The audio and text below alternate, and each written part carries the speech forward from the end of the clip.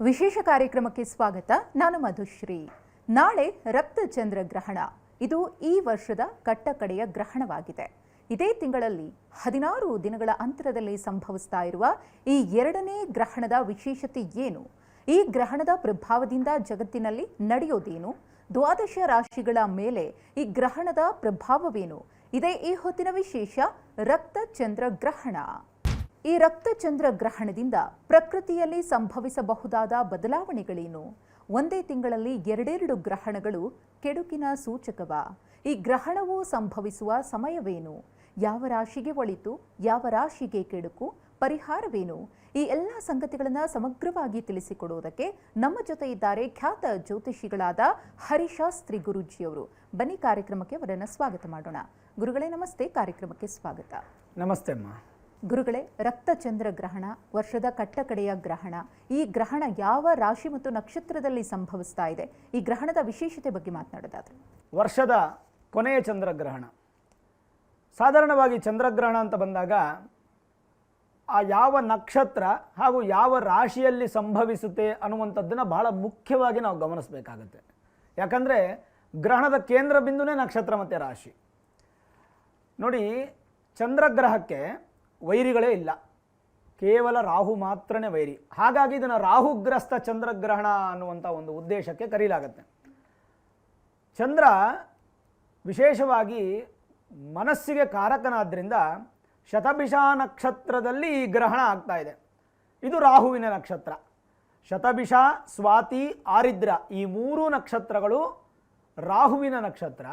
ಹಾಗಾಗಿ ಈ ಗ್ರಹಣ ಅನ್ನುವಂಥದ್ದು ರಾಹುವಿನ ನಕ್ಷತ್ರದಲ್ಲಿ ಸಂಭವಿಸೋದ್ರಿಂದ ಇದು ಅತ್ಯಂತ ಒಂದು ಕೆಟ್ಟದಾದಂತಹ ಒಂದು ಸೂಚನೆಯನ್ನು ನಮಗೆ ಸೂಚಿಸುತ್ತೆ. ಇದು ನಕ್ಷತ್ರದ ಪ್ರಭಾವ. ಇನ್ನು ರಾಶಿ ಅಂತ ಬಂದಾಗ ಕುಂಭರಾಶಿ. ಕುಂಭರಾಶಿಗೆ ಆಧಿಪತ್ಯವನ್ನು ವಹಿಸಿರ್ತಕ್ಕಂಥ ಗ್ರಹ ಬಂದು ಶನಿ ಪರಮಾತ್ಮ. ಶನಿ ಅಂತಂದರೆ ನಿಧಾನ, ಸ್ಲೋಯೆಸ್ಟ್ ಗ್ರಹ. ನಿಮಗೆಲ್ಲ ಗೊತ್ತೇ ಇದೆ, ವರ್ಷಕ್ಕೆ ಒಮ್ಮೆ ಗುರು ಬದಲಾವಣೆ ಆದರೆ, 18 ತಿಂಗಳಿಗೊಮ್ಮೆ ರಾಹುಕೇತುಗಳ ಬದಲಾವಣೆ ಆದರೆ, 2.25 ದಿನಕ್ಕೊಮ್ಮೆ ಚಂದ್ರ ಬದಲಾವಣೆ ಆದರೆ 2.5 ವರ್ಷ ತಗೊಳ್ತಾರೆ ಶನಿಗ್ರಹ ಒಂದು ಮನೆಯಿಂದ ಇನ್ನೊಂದು ಮನೆಗೆ ಬದಲಾವಣೆ ಅಥವಾ ಟ್ರಾವೆಲ್ ಆಗೋದಕ್ಕೆ. ಅಂಥ ನಿಧಾನವಾದಂತಹ ರಾಶಿಯಲ್ಲಿ ಗ್ರಹಣ ಆಗ್ತಾ ಇರೋದ್ರಿಂದ ಸಂಪೂರ್ಣವಾಗಿ ಜಗತ್ತನ್ನೋದೇ ನಿಧಾನ ಆಗುತ್ತೆ ಅಂತ ಸೂಚಿಸ್ತೀವಿ. ವಾಯುತತ್ವದ ರಾಶಿ ಅದು. ಯಾವುದು? ಕುಂಭರಾಶಿ ಅನ್ನುವಂಥದ್ದು ವಾಯುತತ್ವದ ರಾಶಿ. ಹಾಗಾಗಿ ನಕ್ಷತ್ರ ಅನ್ನುವಂಥದ್ದು ಕೂಡ ಕೆಟ್ಟದ್ದಾಗೇ ಇದೆ, ರಾಶಿ ಅನ್ನುವಂಥದ್ದು ಕೂಡ ಕೆಟ್ಟದಾಗಿದೆ. ಕುಂಭರಾಶಿಯವರಿಗೆ ಕೆಟ್ಟದ್ದಲ್ಲ, ಕುಂಭರಾಶಿಯಲ್ಲಿ ಸಂಭವಿಸ್ತಾ ಇರೋದ್ರಿಂದ ನಿಧಾನತೆ ಅನ್ನುವಂಥದ್ದು ಆಗ್ತಾ ಇದೆ. ಹಾಗಾಗಿ ಶತಭಿಷ ನಕ್ಷತ್ರ ಕುಂಭರಾಶಿಯ ಕಾಂಬಿನೇಷನ್ ಇದೆಯಲ್ಲ, ಈ ಸಂದರ್ಭದಲ್ಲಿ ನಡೀತಾ ಇರತಕ್ಕಂಥ ಈ ಚಂದ್ರಗ್ರಹಣ ಅಷ್ಟೊಂದು ಉತ್ತಮವಾದಂಥ ಒಂದು ಸಂತೋಷ ಅಥವಾ ಸಿಹಿ ಕೊಡುವಂತಹ ವಿಚಾರ ಅಂತ ಯಾವುದೇ ಕಾರಣದಲ್ಲೂ ಕಾಣ್ತಾ ಇಲ್ಲಮ್ಮ. ಓಕೆ ಗುರುಗಳೇ, ಇನ್ನು ವಿಶೇಷತೆ ಬಗ್ಗೆ ತಾವು ಹೇಳಿದ್ರಿ. ಇನ್ನು ಯಾವ ಸಮಯದಲ್ಲಿ ಸಂಭವಿಸುತ್ತೆ ಅಂದರೆ ಆರಂಭ ಕಾಲ, ಮಧ್ಯಕಾಲ, ಮೋಕ್ಷ ಕಾಲದ ಬಗ್ಗೆ ನಾವು ಮಾತನಾಡೋದಾದ್ರೆ.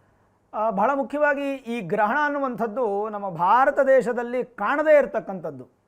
ಇದು ಕಾಣಿಸ್ತಾ ಇಲ್ಲ, ಹಾಗಾಗಿ ಆಚರಣೆ ಇಲ್ಲ ನಮಗೆ. ಆದರೂ ಆ ಸಮಯ ಅನ್ನುವಂಥದ್ದು ತಿಳ್ಕೊಳ್ಬೇಕು. ಪ್ರಿಯ ವೀಕ್ಷಕರಿಗೆ ಗೊತ್ತಿರುತ್ತೆ, ಇಂಡಿಯನ್ ಸ್ಟ್ಯಾಂಡರ್ಡ್ ಟೈಮ್ಗೆ, ಭಾರತೀಯ ಕಾಲಮಾನಕ್ಕೆ ಕಂಡು ಬಂದಾಗ ನಮಗೆ ಗ್ರಹಣಾಚರಣೆ ಇಲ್ಲ. ಅದನ್ನು ಭಾಳ ಸ್ಪಷ್ಟವಾಗಿ ಗ್ರಂಥಗಳಲ್ಲಿ ಉಲ್ಲೇಖ ಮಾಡಿದ್ದಾರೆ. ಇದರಲ್ಲಿ ಯಾವ ಕನ್ಫ್ಯೂಷನ್ನು ಇಲ್ಲ. ಹಾಗಾದರೆ 28ನೇ ತಾರೀಕು ಆಗಸ್ಟ್ ತಿಂಗಳು 2026 ಶುಕ್ರವಾರ, ಶ್ರಾವಣ ಶುದ್ಧ ಪೌರ್ಣಮಿ, ಶತಭಿಷ ನಕ್ಷತ್ರ ಕುಂಭರಾಶಿಯಲ್ಲಿ ಈ ಒಂದು ಕೊನೆ ಚಂದ್ರಗ್ರಹಣ ನಡೀತಾ ಇದೆ. ಸಮಯ ತಗೊಂಡಾಗ ಸೂರ್ಯೋದಯವಾದ ನಂತರ ಬೆಳಗ್ಗೆ 6:54 ಉಪಭಾಯ ಕಾಲ ಪ್ರಾರಂಭ ಆಗುತ್ತೆ. ಅಂದರೆ ಗ್ರಹಣ ಹಿಡಿಯುವಿಕೆ ಪ್ರಾರಂಭದ ಸಮಯ ಅಂತ ಹೇಳ್ತೀವಿ. ಅದರದ್ದು ಸಂಪೂರ್ಣ ಪ್ರಾರಂಭ ಬೆಳಗ್ಗೆ 8:04 ಸಂಪೂರ್ಣ ಪ್ರಾರಂಭ, ಅಂದರೆ ಗೋಚಾರ ಹಾಕಲಿಕ್ಕೆ ಶುರುವಾಗುತ್ತೆ. ಮಧ್ಯಕಾಲ ಅಂತ ಬಂದಾಗ 9:43 ಮಧ್ಯಕಾಲ ಅನ್ನುವಂಥದ್ದು ಪ್ರಾರಂಭ ಆಗುತ್ತೆ. ಅದಾದ ನಂತರ ಗ್ರಹಣದ ಮೋಕ್ಷ ಸಮಯ ಅಂತಂದರೆ 11:22 ಗ್ರಹಣದ ಮೋಕ್ಷ ಸಮಯ ಅಂತಕ್ಕಂಥದ್ದು ಮುಗಿಯುತ್ತೆ. ಅದಾದಮೇಲೆ ಸಂಪೂರ್ಣ ಗ್ರಹಣದ ಒಂದು ಪರಿಪೂರ್ಣ ಆಗುತ್ತೆ ಅನ್ನುವಂಥ ಸಮಯ ಬಂದು ಮಧ್ಯಾಹ್ನ 12:32 ಸಂಪೂರ್ಣವಾಗಿ ಗ್ರಹಣ ಸಂಪನ್ನ ಆಗುತ್ತೆ ಇಂಡಿಯನ್ ಸ್ಟ್ಯಾಂಡರ್ಡ್ ಟೈಮ್ಗೆ. 5:38 ಕಾಲ ಸುದೀರ್ಘವಾಗಿರತಕ್ಕಂಥ ಚಂದ್ರಗ್ರಹಣ ಇದು ನಮ್ಮ ಭಾರತ ದೇಶಕ್ಕೆ ಇಲ್ಲವಾಗಿರುತ್ತೆ. ಓಕೆ ಗುರುಗಳೇ, ಇನ್ನು ಭಾರತಕ್ಕೆ ಗ್ರಹಣ ಗೋಚಾರ ಇಲ್ಲ ಅಂತ ಹೇಳಿದ್ರಿ. ಹಾಗಿದ್ರೆ ಯಾವ್ಯಾವ ದೇಶಗಳಲ್ಲಿ ಗ್ರಹಣ ಗೋಚರಿಸುತ್ತೆ ಅಂತ? ಮುಖ್ಯವಾಗಿ ರಕ್ತಚಂದ್ರ ಗ್ರಹಣ ಅನ್ನುವಂಥ ಒಂದು ಮಾತು ಬರುತ್ತಿಲ್ಲಿ. ಯಾಕೆ ಅಂತಂದರೆ ಚಂದ್ರ ತಾಮ್ರದ ಬಣ್ಣದ ರೀತಿಯಲ್ಲಿ ನಮಗೆ ಗೋಚಾರವಾಗ್ತಾರೆ. ಬೆಳಗುತ್ತಾ ಇರೋದ್ರಿಂದ ಅದನ್ನು ರಕ್ತ ಚಂದ್ರಗ್ರಹಣ ಅಂತ ಕರೆದ್ರು. ಸರಿ, ಇದು ಪಾಶ್ಚಿಮಾತ್ಯ ದೇಶಗಳಿಗೆ ಗೋಚಾರವಾಗುವಂಥದ್ದು. ಉದಾಹರಣೆಗೆ ನಮಗೆ ಅಮೇರಿಕಾ ಆಗ್ಬೋದು, ಅಥವಾ ಯುರೋಪ್ ಆಗ್ಬೋದು, ಆಫ್ರಿಕಾದ ಬಹುಭಾಗದಲ್ಲಾಗ್ಬೋದು ಈ ಗ್ರಹಣ ಅನ್ನುವಂಥದ್ದು ಕಾಣ್ತಾ ಇದೆ. ಇನ್ನು ಕೆಲವು ಸಮುದ್ರಗಳಲ್ಲೆಲ್ಲ ಕಾಣ್ತಾ ಇದೆ, ಅದೆಲ್ಲ ಪೆಸಿಫಿಕ್ ಮಹಾಸಮುದ್ರ. ಅಂದರೆ ನಮ್ಮ ಭಾರತ ದೇಶಕ್ಕೆ ನಾವು ಉಜ್ಜಯಿನಿಯನ್ನು ಮಧ್ಯಭಾಗ ಅಂತ ತೊಗೊಂಡಾಗ, ಭಾರತದ ನಾರ್ತ್ ಇಲ್ಲಿರ್ತಕ್ಕಂಥ ಉಜ್ಜಯಿನಿಯನ್ನು ಮಧ್ಯಭಾಗ ಅಂತ ತೊಗೊಂಡಾಗ, ಅದರದ ಪಶ್ಚಿಮ ದೇಶಗಳು ಅಂತ ಬಂದಾಗ ನಮಗೆ ಪೂರ್ತಿಯಾಗಿ USA ಮತ್ತು ಯುರೋಪ್ ದೇಶಗಳು ಮತ್ತು ಆಫ್ರಿಕಾ ಈ ದೇಶಗಳಲ್ಲಿ ಈ ಒಂದು ಗ್ರಹಣ ಗೋಚಾರ ಆಗ್ತಿದೆ. ಖಂಡಿತವಾಗಲೂ ಈ 3 ದೇಶಗಳಿಗಂತೂ ಈ ಬಾರಿ ಈ ಗ್ರಹಣ ಅನ್ನುವಂಥದ್ದು ಒಳಿತೇ ಇಲ್ಲ. ಯಾವ ಕಾರಣದಲ್ಲೂ ಯಾವ ಸಂದರ್ಭದಲ್ಲೂ ವಿನಾಯಿತಿನೇ ಇಲ್ಲದೆ ಪ್ರಕೃತಿ ಭಾಳಷ್ಟು ನೋವನ್ನು ದುಃಖವನ್ನು ಉಂಟು ಮಾಡುವಂತಹ ಸಂದರ್ಭದಕ್ಕೆ ಈ 3 ದೇಶಗಳು ಕಾರಣವಾಗತ್ತೆ ಅಂತ ಹೇಳ್ಬೋದು ನಾವು. ಓಕೆ ಗುರುಗಳೇ, ನೀವು ಈ ಗ್ರಹಣದಿಂದ ಆಗುವಂತಹ ಕೆಟ್ಟ ಪರಿಣಾಮದ ಬಗ್ಗೆ ಹೇಳ್ತಾ ಇದ್ರಿ, ಎಲ್ಲಿ ಗ್ರಹಣ ಗೋಚರಿಸುತ್ತೋ ಆ ಭಾಗದಲ್ಲಿ. ಇನ್ನು ಮೊನ್ನೆಯಷ್ಟೇ ಸೂರ್ಯಗ್ರಹಣದ ಬಗ್ಗೆ ನಾವು ಮಾತನಾಡಿದ್ವಿ. 16 ದಿನಗಳ ಅಂತರದಲ್ಲೇ 2 ಗ್ರಹಣಗಳು ಸಂಭವಿಸ್ತಾ ಇದೆ. ಹಾಗಿದ್ರೆ ನೀವು ಹೇಳದಂಗೆ ಒಂದಷ್ಟು ದೇಶಗಳಿಗೆ ವಿನಾಯಿತಿನೇ ಇಲ್ವಾ? ಜಾಗತಿಕವಾಗಿ ಮತ್ತು ನಮ್ಮ ದೇಶದ ಮಟ್ಟಿಗೆ ಮಾತನಾಡೋದಾದ್ರೆ ಹೇಗಿದೆ ಗ್ರಹಣ ಪ್ರಭಾವ? ಬಹಳ ಅದ್ಭುತವಾದ ಪ್ರಶ್ನೆ ಅಮ್ಮ. ಇದು ಜನಸಾಮಾನ್ಯರಲ್ಲಿ ಪ್ರತಿಯೊಬ್ಬರಿಗೂ ಕೂಡ ಇದರದ್ದು ಒಂದು ಅನುಮಾನ ಮತ್ತು ಕನ್ಫ್ಯೂಷನ್ಸ್ ಕಾಡ್ತಾ ಇರುತ್ತೆ. ಈ ಪ್ರಶ್ನೆಗೆ ಸರಿಯಾದ ಉತ್ತರ ಸಿಗದೆ ತುಂಬ ಒದ್ದಾಡ್ತಾ ಇರ್ತಾರೆ. ಮೊದಲನೇದಾಗಿ ನಮ್ಮ ಭಾರತ ದೇಶಕ್ಕೆ ಗ್ರಹಣ ಕಾಣಿಸ್ತಾ ಇಲ್ಲ, ಆದ್ದರಿಂದ ಸಾಮಾನ್ಯ ಜನರಿಗೆ ಈ ಗ್ರಹಣದ ಪ್ರಭಾವ ಇಲ್ಲ, ಯಾವುದೇ ಆಚರಣೆ ಬೇಕಾಗಿಲ್ಲ. ಬುಧ ಸೂರ್ಯ ಯುಕ್ತನಾಗಿ ಕೇತು ಜೊತೆಗೆ ಸಂಬಂಧ ಇಟ್ಟು ಸಪ್ತಮ ಭಾವದಲ್ಲಿ ಕುಂಭರಾಶಿಯಲ್ಲಿ ವಿಶೇಷವಾಗಿ ಚಂದ್ರ ಮತ್ತು ರಾಹು ಇದ್ದಾಗ ಪಾಶ್ಚಿಮಾತ್ಯ ದೇಶಗಳಿಗೆ ಜಲಗಂಡಾಂತರ, ವಾಯುಗಂಡಾಂತರ, ರಾಜನ ಸಂಹಾರ ಅಂತ ಹೇಳುತ್ತೆ. ಎಷ್ಟರ ಮಟ್ಟಿಗೆ ಹೇಳುತ್ತೆ ಅಂತಂದರೆ, ತುಪ್ಪ ಮತ್ತು ಜೇನುತುಪ್ಪ ಮತ್ತು ಎಣ್ಣೆ ಅಂತಂದರೆ ನಾವು ಕುಡಿಯೋ ಎಣ್ಣೆ, ತಿನ್ನೋ ಎಣ್ಣೆ ಅಂತ ಮಾತ್ರ ಅಲ್ಲ, ಎಲ್ಲ ಬಯಸುವಂತಹ ಎಣ್ಣೆಗಳು ಆಗ್ಬೋದು. ಕಚ್ಚಾ ತೈಲವೂ ಕೂಡ ಎಣ್ಣೆಯ ಪರಿಮಾಣಕ್ಕೆ ತಗೊಳ್ತೀವಿ. ಪ್ರತಿಯೊಂದು ಕೂಡ ನಮಗೆ ದುರ್ಲಭ ಆಗ್ತಾ ಹೋಗುತ್ತೆ. ಜೊತೆಗೆ ವಿಶೇಷವಾಗಿ ಜನರಲ್ಲಿ ಸಿಕ್ಕಾಪಟ್ಟೆ ಅನ್ಜಸ್ಟಿಫೈ ಜಾಸ್ತಿ ಆಗುತ್ತೆ. ಅಂದರೆ ಭಾಳಷ್ಟು ಅನ್ಯಾಯಗಳು, ಅಕ್ರಮಗಳು, ದರೋಡೆ ಇತ್ಯಾದಿಗಳೆಲ್ಲ ಜಾಸ್ತಿ ಆಗುವ ಸಾಧ್ಯತೆಗಳಿದೆಲ್ಲ ಪಾಶ್ಚಿಮಾತ್ಯ ದೇಶಗಳು. ನಮಗಲ್ಲ, ತಿಳ್ಕೊಬೇಕು ನೀವು ವಿಚಾರಣ. ಅಂದರೆ ಕಿಂಗ್ಸ್ ವಿಲ್ ಸಫರ್ ಅಂತ ಹೇಳ್ತೀವಿ. ಅಂದರೆ ರಾಜನಿಗೆ ಇದು ಸಿಕ್ಕಾಪಟ್ಟೆ ಕೆಟ್ಟದಾಗಿರ್ತಕ್ಕಂಥ ಒಂದು ಸೂಚನೆ. ನೋಡಿ, ಯುರೋಪಲ್ಲಾಗ್ಬೋದು ಅಥವಾ US ಆಗ್ಬೋದು ಅಥವಾ ಆಫ್ರಿಕಲ್ಲಾಗ್ಬೋದು, ದೊಡ್ಡ ನಾಯಕನ ಅಂತ್ಯ ಅನ್ನುವಂಥದ್ದು ನಮಗೆ ಕಾಣತೊಡಗುತ್ತೆ ಇನ್ನು 4 ತಿಂಗಳಲ್ಲಿ. ಕಾರಣ ಏನಂತಂದರೆ, ಒಂದು ಗ್ರಹಣ ಅಂತಂದರೆ 8 ಪಕ್ಷ ಅದರ ಪ್ರಭಾವ ಇರುತ್ತೆ. ಕೊನೆಯ ಗ್ರಹಣ ಆದ್ದರಿಂದ ಇದು ಆಗಸ್ಟ್ ಎಂಡಲ್ಲಿ ನಡೀತಾ ಇದೆ. September, October, November, December end ಒಳಗೆ ಖಂಡಿತವಾಗ್ಲೂ ಒಂದು ದೊಡ್ಡ ನಾಯಕನ ಅಂತ್ಯ ಅನ್ನುವಂಥದ್ದು ಪಾಶ್ಚಿಮಾತ್ಯ ದೇಶ, ಯುರೋಪ್ ಅಥವಾ ಆಫ್ರಿಕಲ್ಲಿ ಕಾಣತೊಡಗುತ್ತೆ ನಮಗೆ. ಜೊತೆಗೆ ಸಿಕ್ಕಾಪಟ್ಟೆ ಚಳಿ ಇರತಕ್ಕಂಥ ಜಾಗದಲ್ಲಿ ವಿಪರೀತವಾದ ಬಿಸಿಲು ಶುರುವಾಗುವಂಥದ್ದು, ಸಿಕ್ಕಾಪಟ್ಟೆ ಮಳೆ ಬರುವಂಥ ಜಾಗದಲ್ಲಿ ಮಳೆನೇ ಇಲ್ಲದೆ ಭಾಳಷ್ಟು ಬರಗಾಲ ಬರುವಂಥದ್ದು, ಈ ಥರದ ಸಂಭವಗಳು ತುಂಬ ಜಾಸ್ತಿ ಆಗುತ್ತೆ. ಅಲ್ಲೆಲ್ಲೋ ನಡೆದ್ರೆ ನಮಗೇನ ಸಮಸ್ಯೆನ? ಖಂಡಿತ ಸಮಸ್ಯೆ ಇರುತ್ತೆ. ಅಲ್ಲೇನೋ ತೊಂದರೆ ಆಯಿತು ಅಂದರೆ ನಮಗೆ ಹಣದುಬ್ಬರ ಇತ್ಯಾದಿಗಳು ಜಾಸ್ತಿ ಆಗುತ್ತೆ. ಹಾಗೆ ಭಾರತ ದೇಶದ ನಾಯಕರಿಗೂ ಕೂಡ ಎಲ್ಲೋ ಬಿಟ್ಟಿಲ್ಲ. ನಮಗೆ ಒಂದು ಈಶಾನ್ಯ ರಾಜ್ಯಗಳು, ಈಶಾನ್ಯದ ಮೇಲ್ಭಾಗದ ರಾಜ್ಯಗಳು, ದೇಶಗಳು, ಅಲ್ಲಿಂದ ನಮಗೆ ಸ್ವಲ್ಪ ಕಿರಿಕಿರಿ ಉಂಟಾಗುವಂಥ ಸಾಧ್ಯತೆಗಳು ಕೂಡ ಹೆಚ್ಚಾಗಿದೆ. ಇದರ ಮಾನದಂಡ ಭಾರತ ದೇಶದ ನಾಯಕನ ಮೇಲೂ ಸ್ವಲ್ಪ ಬೀಳುತ್ತೆ. ಹೆಚ್ಚಾಗಿ ಮಾನಾಪಮಾನಗಳು ಹೆಚ್ಚಾಗುವಂಥ ಸಾಧ್ಯತೆಗಳು ಕಾಣ್ತಾ ಇರೋದ್ರಿಂದ ಒಟ್ಟಾರೆ ಈ ಹಿಂದಿಂದ ಬರುವಂತಹ 2 ಗ್ರಹಣ ಏನಿದೆ ಖಂಡಿತವಾಗಲೂ ಇದು ಒಳಿತಿಲ್ಲ. ಅದು ನಮ್ಮ ಭಾರತ ದೇಶಕ್ಕೆ ಮಾತ್ರ ಒಂದು ಸ್ವಲ್ಪ ಮಟ್ಟಿಗೆ ಆತಂಕ ಇಲ್ಲ, ಆದರೆ ಪಾಶ್ಚಿಮಾತ್ಯ ದೇಶಗಳಿಗಂತೂ ಖಂಡಿತ ಇದರ ಆತಂಕ ಇದೆ. ಒಂದು ದೊಡ್ಡ ಪ್ರಮಾಣದ ಅಂತ್ಯ ಆಗುವಂಥ ಸಾಧ್ಯತೆಗಳನ್ನು ನಾವು ಮುಂದೊಂದಿನ ನ್ಯೂಸ್ ಚಾನಲಲ್ಲಿ ಕೇಳಬಹುದಾಗತ್ತಮ್ಮ. ಇನ್ನು ದ್ವಾದಶ ರಾಶಿಗಳ ಮೇಲೆ ಯಾವ ರೀತಿ ಪ್ರಭಾವವನ್ನು ಈ ಗ್ರಹಣ ಬೀರ್ತಾ ಇದೆ ಅನ್ನೋದ್ರ ಬಗ್ಗೆ ಮಾತನಾಡ್ತಾ ಹೋಗೋಣ. ಮೊದಲಿಗೆ ಮೇಷರಾಶಿ.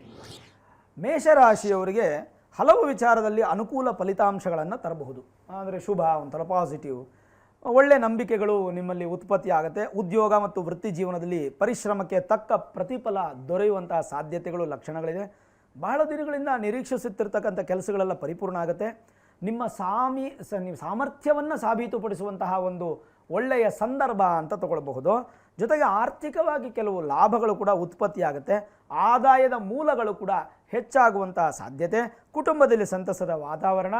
ಬಹುಕಾಲದಿಂದ ಬಾಕಿ ಉಳಿದಿರ್ತಕ್ಕಂಥ ವಿಚಾರಗಳು ನಿಮಗೆ ಸಕ್ಸಸ್ ಆಗುತ್ತೆ. ಕಾನೂನು ಸಂಬಂಧಪಟ್ಟಂತಹ ನಿಮ್ಮ ಹೋರಾಟದಲ್ಲಿ ಜಯಪ್ರಾಪ್ತಿಯಾಗಿ ಎಲ್ಲ ಒಂದು ಹಂತಕ್ಕೆ ಮೇಷರಾಶಿಯವರಿಗೆ ಪಾಸಿಟಿವ್ ಆಗಿದೆ. ಎಕ್ಸೆಪ್ಟ್ ಆರೋಗ್ಯದ ವಿಚಾರದಲ್ಲಿ ಮಾತ್ರ ಒಂದು ಸ್ವಲ್ಪ ಜಾಗರೂಕತರಾಗಿರ್ತಕ್ಕಂಥದ್ದು ಮೇಷರಾಶಿಯವರು ಭಾಳ ಒಳ್ಳೆಯದು. ಓಕೆ, ಪರಿಹಾರ ಏನು ಮಾಡ್ಕೋಬೇಕು? ಈಗ ಸದ್ಯಕ್ಕೆ ಸುಬ್ರಹ್ಮಣ್ಯನ ದರ್ಶನ ಪ್ರತಿ ಮಂಗಳವಾರ ಮಾಡ್ತಾ ಇರ್ತಕ್ಕಂಥದ್ದು ಒಂದು 4 ತಿಂಗಳಿಗೆ ಮೇಷರಾಶಿಯವರಿಗೆ ಬೇಕಾಗುತ್ತೆ. ವೃಷಭ ರಾಶಿ ಮೇಲೆ ಹೇಗಿದೆ?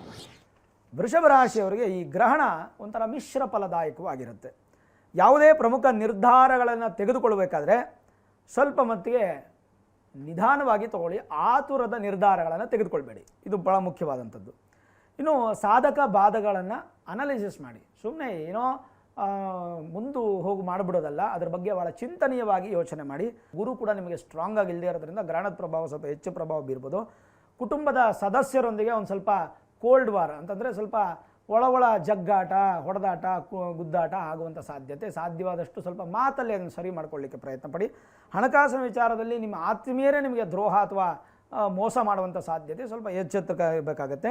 ಜೊತೆಗೆ ಆದಾಯದಲ್ಲಿ ಸ್ವಲ್ಪ ಸುಧಾರಣೆ ಕಡಿಮೆ ಆಗುತ್ತೆ. ಒಂದು ಸಂತೋಷದ ಸುದ್ದಿ ಏನಂತಂದರೆ ಗ್ರಹಣ ಎಲ್ಲರಿಗೂ ಕೆಟ್ಟದ್ದೇ ಅಲ್ಲ, ಒಳ್ಳೆಯದು ಆಗುತ್ತೆ. ಸಾಲಬಾಧೆ ಕಡಿಮೆ ಮಾಡೋದಕ್ಕೆ ವೃಷಭ ರಾಶಿಯವ್ರಿಗೆ ಈ ಗ್ರಹಣ ತುಂಬ ಸಪೋರ್ಟ್ ಮಾಡುತ್ತೆ. ಕೆಲವೊಂದು ಅವಕಾಶಗಳನ್ನು ನಿಮ್ಮನ್ನು ಉಪಯೋಗಿಸ್ಕೊಂಡು ಬರುತ್ತೆ. ಆಪ್ಷನ್ಸು ಆಪರ್ಚುನಿಟೀಸ್ ಎರಡೂ ನಿಮ್ಮನ್ನು ಹುಡುಕೊಂಡ್ಬರುತ್ತೆ. ಬಂದಂಥದ್ದನ್ನು ದೇವರು ಕೊಟ್ಟ ಪ್ರಸಾದ ಅಂತ 2 ಕೈಯಲ್ಲಿ ಸ್ವೀಕಾರ ಮಾಡಿ ಅಹಂಕಾರದಿಂದ ಅದನ್ನು ಕೆಳಗೆ ಬಿಸಾಡ್ಬಿಟ್ರೆ ಮತ್ತೆ ಭಗವಂತ ಕೊಡೋದಿಲ್ಲ. ಹಾಗಾಗಿ ಭಾಳ ಹುಷಾರಾಗಿ ವೃಷಭ ರಾಶಿಯವರು ಬಂದಂಥ ಆಪರ್ಚುನಿಟೀಸನ್ನ ನೀವು ಉಪಯೋಗಿಸ್ಕೊಂಡು ಅದನ್ನು ಅಭಿವೃದ್ಧಿ ಪಡಿಸ್ಕೊಳ್ಳಿ. ಖಂಡಿತ ನಿಮಗೆ ಗ್ರಹಣದ ಪ್ರಭಾವ ವೃಷಭ ರಾಶಿಯವರಿಗೆ ಸಕ್ಸಸ್ ಇರುತ್ತೆ. ಪರಿಹಾರ ಅಂತ ಬಂದಾಗ ಒಂದು ಗುರುವನ್ನು ಆರಾಧನೆ ಮಾಡಬೇಕು. ಯಾವುದಾದ್ರೂ ಗುರುಗಳ ಮೂಲ ಕ್ಷೇತ್ರಕ್ಕೆ ಹೋಗಿ ದರ್ಶನ ಮಾಡಿ ಬರುವಂಥದ್ದು, ದೇವಸ್ಥಾನಗಳಿಗೆ ಹೋಗಿ ದರ್ಶನ ಮಾಡುವಂಥದ್ದು ಉತ್ತಮ ಅಂತ ಹೇಳ್ಬೋದು. ಇನ್ನು ಮುಂದಿನ ರಾಶಿ ಮಿಥುನ ರಾಶಿ. ಮಿಥುನ ರಾಶಿಯವರಿಗೆ ಈ ಚಂದ್ರಗ್ರಹಣದ ಪ್ರಭಾವ ಎಚ್ಚರಿಕೆ ಅನ್ನುವಂಥದ್ದನ್ನು ಭಾಳ ಚೆನ್ನಾಗಿ ಬೆರಳಿಟ್ಟು ಸೂಚಿಸ್ತಾ ಇದೆ. ಗುರುಬಲ ಇರೋದರಿಂದ ಸ್ವಲ್ಪ ಮಟ್ಟಿಗೆ ಮಿಥುನ ರಾಶಿಯವರಿಗೆ ಒಂದು ಪ್ರೊಟೆಕ್ಷನ್ ಸಿಗ್ತಾ ಇದೆ. ಹೇಗೆ ಭೂಮಿಗೆ ಓಝೋನ್ ಲೇಯರ್ ಪ್ರೊಟೆಕ್ಷನ್ ಕೊಡ್ತಾ ಇದೆಯೋ ಹಾಗೆ ಮಿಥುನ ರಾಶಿಯವರಿಗೆ ಗುರು ಅನ್ನುವಂಥ ಒಂದು ಪ್ರೊಟೆಕ್ಷನ್ ಲೇಯರ್ ಸಿಗ್ತಾ ಇದೆ. ಆದಾಗ್ಯೂ ಗ್ರಹಣದ ಪ್ರಭಾವ ಪ್ರೊಟೆಕ್ಷನ್ ಲೇಯರ್ನ ದಾಟಿ ಬರೋದಕ್ಕೆ ತುಂಬ ಏನು ಕಷ್ಟಪಡೋ ಅವಶ್ಯಕತೆ ಇಲ್ಲ. ಹಾಗಾಗಿ ಸ್ವಲ್ಪ ಎಚ್ಚರಿಕೆ ಅನ್ನುವಂಥದ್ದು ಭಾಳ ಮುಖ್ಯ. ನಿಮ್ಮ ಬೆಲೆ ಬಾಳುವ ವಸ್ತುಗಳ ಕಡೆ ಗಮನ ಇರಲಿ. ನಿಮ್ಮ ಮೊಬೈಲು, ಲ್ಯಾಪ್ಟಾಪು, ನಿಮ್ಮ ಬಂಗಾರ ಇತ್ಯಾದಿಗಳ ಕಡೆ ಗಮನ ಇಡಿ. ನೀವೇ ಮಿಸ್ಪ್ಲೇಸ್ ಮಾಡುವ ಸಾಧ್ಯತೆ, ಮರ್ತು ಹೋಗೋ ಸಾಧ್ಯತೆ ಅಥವಾ ಕಳ್ಳರಿಂದ ಅದು ದೂರ ಆಗುವಂಥ ಸಾಧ್ಯತೆಗಳೆಲ್ಲ ಹೆಚ್ಚಾಗಿರೋದ್ರಿಂದ ಸ್ವಲ್ಪ ಮಟ್ಟಿಗೆ ಎಚ್ಚರಿಕೆಯಿಂದ ಇರಿ.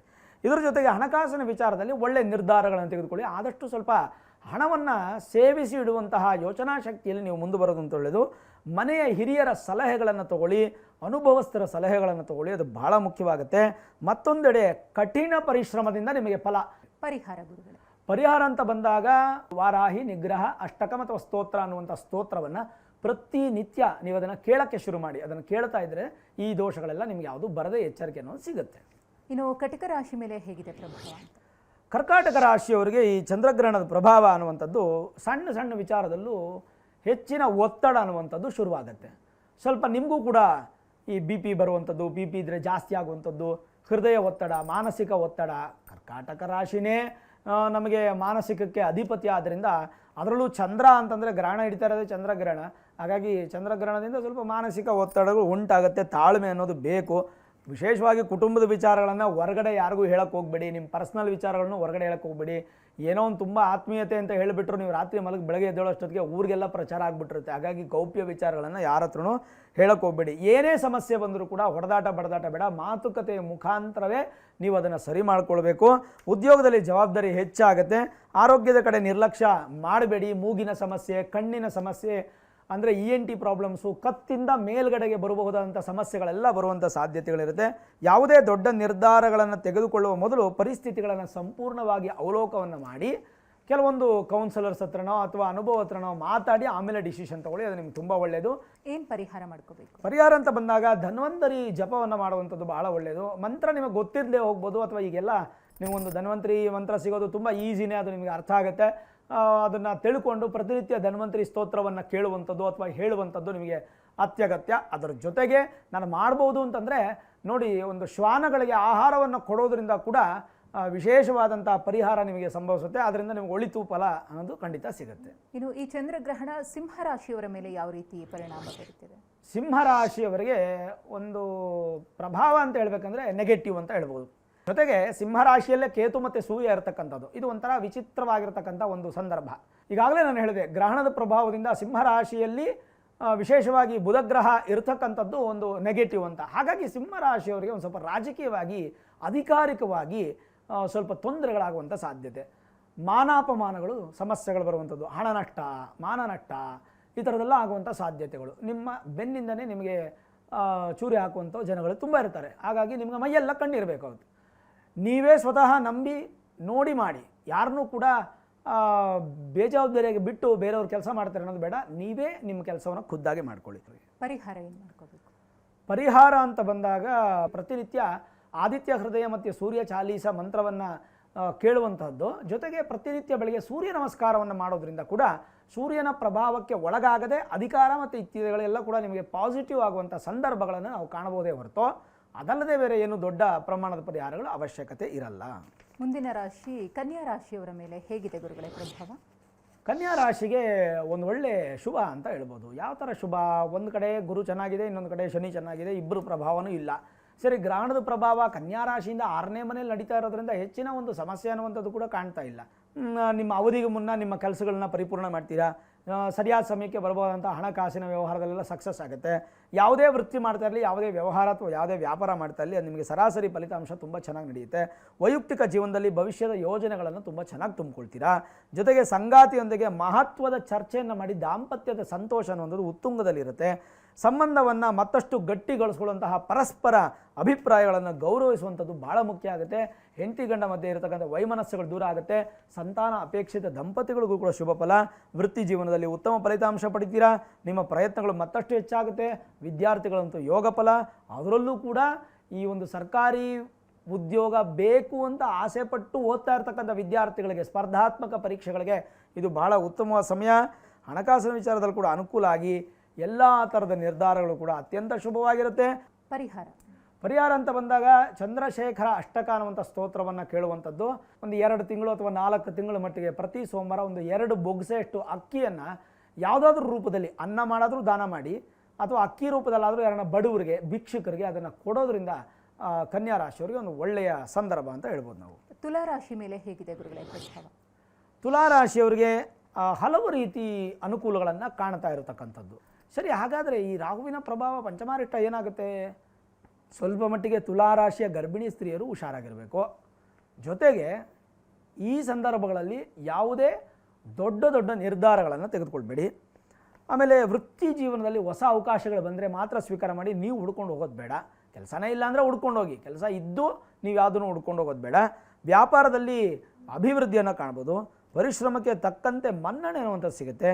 ರಾಜ ಮರ್ಯಾದೆ ಮತ್ತು ನಿಮಗೆ ಒಂದು ಹಾರ ತುರಾಯಿಗಳ ಹಾಕಿ ಸನ್ಮಾನ ಇದೆಲ್ಲ ತುಂಬ ಚೆನ್ನಾಗಿರುತ್ತೆ.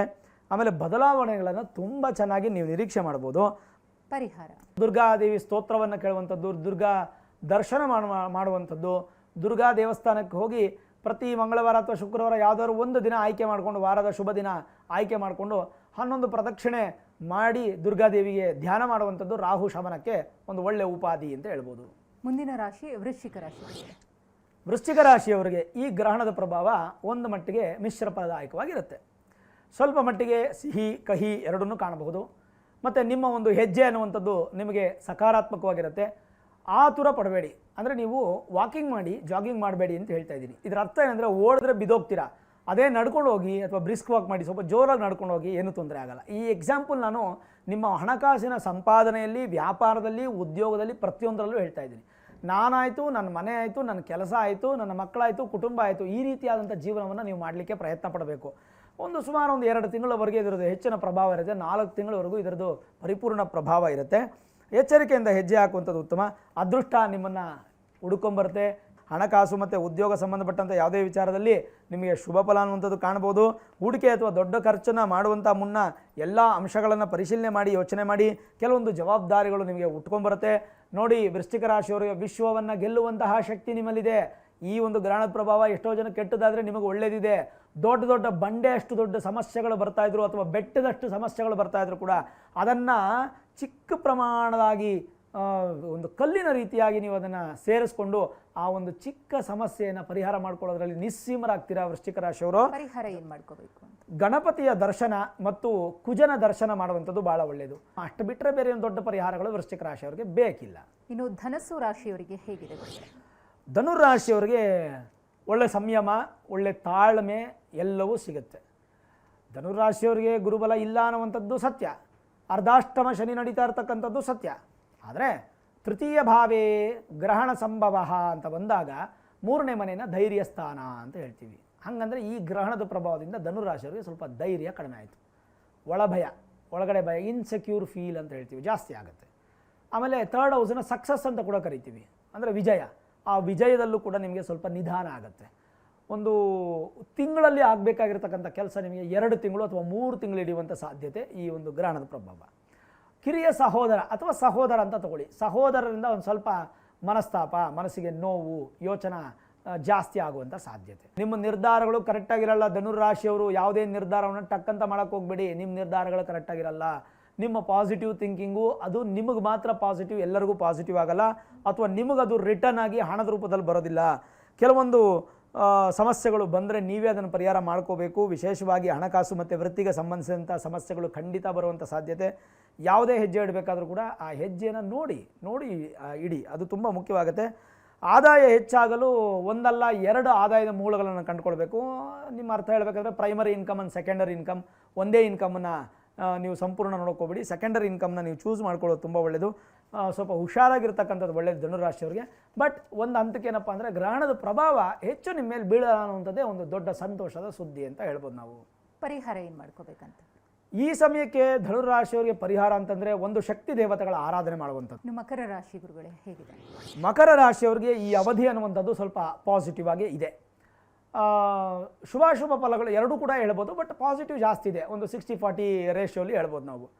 ಒಂದಂತೂ ಕ್ಲಿಯರ್ ಆಗಿದೆ, ಗುರುವಿನ ಒಂದು ನೇರ ದೃಷ್ಟಿ ಚೆನ್ನಾಗಿರೋದ್ರಿಂದ ಮಕರ ರಾಶಿಯವ್ರಿಗೆ ಒಂದು ಪಾಸಿಟಿವ್. ದ್ವಿತೀಯ ಭಾವ ಅಂತಂದಾಗ ಕುಟುಂಬ ಸ್ಥಾನ ಅಂತ ಹೇಳ್ತೀವಿ. ಸ್ವಲ್ಪ ಮಟ್ಟಿಗೆ ಕುಟುಂಬದ ವ್ಯಾಜ್ಯಗಳು ಬರುವಂಥದ್ದು, ಧನ, ಸುಮ್ಮನೆ ದುಡ್ಡು, ವೇಸ್ಟ್ ಪೋಲಿಂಗ್ ಮನಿ ಅಂತ ಹೇಳ್ತೀವಲ್ಲ, ಇದು ನಿಮಗೆ ನಡೆಯುವಂಥದ್ದು ಮಕರ ರಾಶಿಯವರಿಗೆ. ಸುಮ್ಮನೆ ಖರ್ಚು, ಸ್ವಲ್ಪ ಹುಷಾರಾಗಿರಿ. ಆಮೇಲೆ ಮಾತು, ಮಕರ ರಾಶಿಯವರಿಗೆ ಇನ್ನು 4 ತಿಂಗಳು ಏನಾದರೂ ನಿಮಗೆ ತೊಂದರೆಗಳಾಯಿತು ಅಂತಂದರೆ ಅದು ಕೇವಲ ನಿಮ್ಮ ಮಾತಿನಿಂದ ಮಾತ್ರ ತೊಂದರೆ ಆಗುತ್ತೆ. ಹಾಗಾಗಿ ಮಾತು ಸ್ವಲ್ಪ ಕಡಿಮೆ ಇಟ್ಕೊಳ್ಳೋದು ಒಳ್ಳೆಯದು. ವಿದ್ಯಾರ್ಥಿಗಳು ಸ್ವಲ್ಪ ಹುಷಾರಾಗಿರಬೇಕು. ಯಾಕೆಂತಂದರೆ 2ನೇ ಮನೆ ಗ್ರಹಣ ಸಂಭವಿಸ್ತಾ ಇರೋದ್ರಿಂದ SSLC ಓದ್ತಾ ಇರ್ತಕ್ಕಂಥ ಮಕ್ಕಳು ಒಂದು ಸ್ವಲ್ಪ ಹುಷಾರಾಗಿ ಅದರ ಕಡೆ ಹೆಚ್ಚು ಗಮನವನ್ನು ಕೊಡ್ತಕ್ಕಂಥದ್ದು ಒಳ್ಳೆಯದು. ಅಪಾಯಗಳೆಲ್ಲ ಏನೂ ಇಲ್ಲ. ಸ್ವಲ್ಪ ಈಗ ದೊಡ್ಡ ಸಮಸ್ಯೆಗಳಾಗುತ್ತೆ ಅಂತ ಭಯಪಡೋಂಗಿಲ್ಲ. ಬಟ್ ಬಿದ್ದು ರಕ್ತ ಬರೋ ಥರ ಮಾಡ್ಕೊಳ್ಳೋದು, ಚಿಕ್ಕ ಲಿಗಮೆಂಟರ್ ಆಗೋದು, ಒಂಚೂರು ಮೂಳೆ ಸಮಸ್ಯೆಗಳಾಗೋದು, ಏಟು ಮಾಡ್ಕೊಳ್ಳೋದು, ಈ ಥರದ್ದೆಲ್ಲ ಸಂಭವಗಳು ಜಾಸ್ತಿ ಕಾಣ್ತಾ ಇದೆ. ಹೊಸ ಜವಾಬ್ದಾರಿಗಳು ನಿಮಗೆ ಬರುತ್ತೆ. ಸರಿಯಾದ ಸಮಯಕ್ಕೆ ಸರಿ ಅದನ್ನು ಪೂರ್ತಿಯಾಗಿ ಅರ್ಥ ಮಾಡಿಕೊಂಡು ಪೂರ್ಣಗೊಳಿಸ್ಕೊಳ್ತಕ್ಕಂಥದ್ದು ಒಳ್ಳೆಯದು. ಯಾವುದೇ ಪ್ರಮುಖ ವಿಷಯಗಳಲ್ಲಿ ನೀವೊಂದು ಸಡನ್ ಡಿಸಿಷನ್ಸನ್ನು ತೊಗೊಳಕ್ಕೆ ಹೋಗಬೇಡಿ. ಸಂಪೂರ್ಣ ಮಾಹಿತಿ ಪಡ್ಕೊಳ್ಳಿ. ಹಿರಿಯರ ಸಲಹೆ ತುಂಬ ಒಳ್ಳೆಯದು. ಮೆಂಟರ್ಶಿಪ್ ಇರುವಂಥವ್ರನ್ನ ನೀವು ತುಂಬ ನಂಬಬೇಕು. ಪರಿಹಾರ ಏನು ಮಾಡ್ಕೊಳ್ಳೋದು? ಪರಿಹಾರ ಅಂತ ಬಂದಾಗ ಉದ್ದಿನ ಬೇಳೆಯನ್ನು ದಾನ ಮಾಡುವಂಥದ್ದು. ಕುಂಭರಾಶಿ ಗುರುಗಳೇ, ಕುಂಭರಾಶಿ ಅನ್ನುವಂಥದ್ದು ಭಾಳ ಪ್ರಮುಖಮ್ಮ. ಇದೇ ಆ್ಯಕ್ಚುಲಾಗಿ ಗ್ರಹಣ ಸಂಭವಿಸ್ತಾ ಇರ್ತಕ್ಕಂಥದ್ದು ಈ ಕುಂಭರಾಶಿಯಲ್ಲಿ. ಏನು ಜ್ಯೋತಿಷ್ಯ ನಂಬಿಕೆಗಳ ಪ್ರಕಾರ ಈ ಅವಧಿ ಕುಂಭರಾಶಿಯವರಿಗೆ ಉತ್ತಮವಾಗಿಲ್ಲ. ವೃತ್ತಿ, ಹಣಕಾಸು, ವ್ಯಾಪಾರ, ಆರೋಗ್ಯ ಇತ್ಯಾದಿಗಳೆಲ್ಲ ಸಮಸ್ಯೆ ಆಗುವಂಥ ಸಾಧ್ಯತೆಗಳು ಜಾಸ್ತಿ ಇರುತ್ತೆ. ಸಾಧ್ಯವಾದಷ್ಟು ನಿಮ್ಮ ಅವಕಾಶಗಳನ್ನು ಯಾರಿಗೂ ಬಿಟ್ಕೊಡೋಕೆ ಹೋಗಬೇಡಿ. ನಂದು ನಾನು ಅನ್ನುವಂಥ ಅಹಂಕಾರಕ್ಕೆ ಬೇಡ. ಕುಂಭರಾಶಿಯವರಿಗೆ ಗ್ರಹಣದ ಪ್ರಭಾವದಿಂದ ಏನಾಗುತ್ತೆ ಅಂದರೆ ಮಾನಸಿಕವಾಗಿ ಸ್ವಲ್ಪ ಅಸ್ವಸ್ಥರಾಗುವಂಥ ಸಾಧ್ಯತೆಗಳು. ಮತ್ತು ಈ ಯಾವ ಸಂಬಂಧಿಕರು ಅಥವಾ ಯಾರ ಸ್ನೇಹಿತರು ಯಾರನ್ನೂ ಕೂಡ ವೈರಿ ಮಾಡ್ಕೊಳಕ್ಕೆ ಹೋಗಬೇಡಿ. ಈ ಸಂದರ್ಭದಲ್ಲಿ ಶತ್ರುಗಳು ಜಾಸ್ತಿ ಉತ್ಪತ್ತಿ ಆಗೋದು ಜಾಸ್ತಿ ನಿಮಗೆ ಕುಂಭರಾಶಿಯವ್ರಿಗೆ 4 ತಿಂಗಳು. ಅಥವಾ ನೀವು ಯಾವುದೇ ಒಂದು ವಿಚಾರದಲ್ಲಿ ಮುನ್ನುಗ್ಗಿದ್ರೂ ಕೂಡ ಅದರಲ್ಲಿ ತುಂಬ ಲೇಟು ಮತ್ತು ನಿಧಾನ ಅಥವಾ ಅಡ್ಡಿ ಆಟಂಕಗಳು, ಅಬ್ಸ್ಟಕಲ್ಸು ಸಿಕ್ಕಾಪಟ್ಟೆ ಬರುವಂಥ ಸಾಧ್ಯತೆಗಳು. ಪರಿಹಾರ ಗುರುಗಳು? ಪರಿಹಾರ ಅಂತಂದರೆ ನಾನು ಮೊದಲು ಹೇಳಿದಂಗೆ ಒಂದು ರಾಹು ಶಾಂತಿ ಅಮ್ಮ ಮಾಡ್ಕೊಳ್ಳೇಬೇಕು, ತುಂಬ ಒಳ್ಳೆಯದು. ಇನ್ನು ಕೊನೆಯ ರಾಶಿ ಮೀನರಾಶಿ. ಮೀನರಾಶಿ ಸಾಧಾರಣವಾಗಿ ಮೀನರಾಶಿಯವರಿಗೆ ವ್ಯಯಭಾವದಲ್ಲಿ ಸಂಭವಿಸ್ತಾ ಇರ್ತಕ್ಕಂಥ ಗ್ರಹಣ, ಸ್ಲೀಪ್ ಡಿಸ್ಟರ್ಬೆನ್ಸ್ ಆಗುತ್ತೆ. ಆಮೇಲೆ ಒಂದು ಸ್ವಲ್ಪ ಸುಖ ಕಡಿಮೆ ಆಗುತ್ತೆ. ವಿದೇಶಿ ಪ್ರಾಣದಲ್ಲಿ ಅನಾನುಕೂಲಗಳಾಗುವಂಥದ್ದು ಈ ಹಿಂದೆ ಇದ್ದಷ್ಟು ಸುಲಭವಾದಂಥ ಸಂದರ್ಭಗಳು ಮೀನರಾಶಿಯವರು ಕಾಣ್ತಾ ಇಲ್ಲ. ಬಟ್ ಏನಪ್ಪ ಅಂದರೆ ಆರೋಗ್ಯದ ವಿಚಾರದಲ್ಲಿ ಉತ್ತಮ ಅಲ್ಲ ಅಂತ ಹೇಳಿದೆ ನಾನು. ಆಮೇಲೆ ಫಿನಾನ್ಷಿಯಲ್ ವಿಚಾರವಾಗಿ ಉತ್ತಮ ಅಲ್ಲ, ಬರೀ ಉಳಿದ ವಿಚಾರದಲ್ಲಿ ಚೆನ್ನಾಗಿದೆ. ಏನು ಪರಿಹಾರ ಮಾಡ್ಕೋಬೇಕು? ಪರಿಹಾರ ಅಂತ ಬಂದಾಗ ಸೂರ್ಯನಿಗೆ ನಮಸ್ಕಾರ ಮಾಡುವಂಥದ್ದು ಒಂದು, ಗೋಧಿ ಪದಾರ್ಥವನ್ನು ದಾನ ಮಾಡುವಂಥದ್ದು, ಹಸುಗೆ ಗ್ರಾಸವನ್ನು ಕೊಡುವಂಥದ್ದು. ಓಕೆ ಗುರುಗಳೇ, ಇದುವರೆಗೂ ಕಾರ್ಯಕ್ರಮದಲ್ಲಿ ಭಾಗಿಯಾಗಿ ಚಂದ್ರಗ್ರಹಣದ ವಿಶೇಷತೆಯ ಬಗ್ಗೆ ಹಾಗೆ ದ್ವಾದಶ ರಾಶಿಗಳ ಮೇಲೆ ಗ್ರಹಣದ ಪ್ರಭಾವದ ಕುರಿತು ಸಾಕಷ್ಟು ಮಾಹಿತಿಯನ್ನು ತಿಳಿಸ್ಕೊಟ್ಟಿದ್ದಕ್ಕೆ ಧನ್ಯವಾದ ತಮಗೆ. ಒಳ್ಳೆಯದಾಗಲಿಮ್ಮ. ಸರ್ವೇ ಜನಾಃ ಸುಖಿನೋ ಭವಂತು, ಸಮಸ್ತ ಸನ್ಮಂಗಳಾನಿ ಭವಂತು. ವೀಕ್ಷಕರೇ, ಇದಾಗಿತ್ತು ಈ ಹೊತ್ತಿನ ವಿಶೇಷ ಕಾರ್ಯಕ್ರಮ. ನಿರಂತರ ಸುದ್ದಿಗಾಗಿ ನೋಡ್ತಾ ಇರಿ TV9.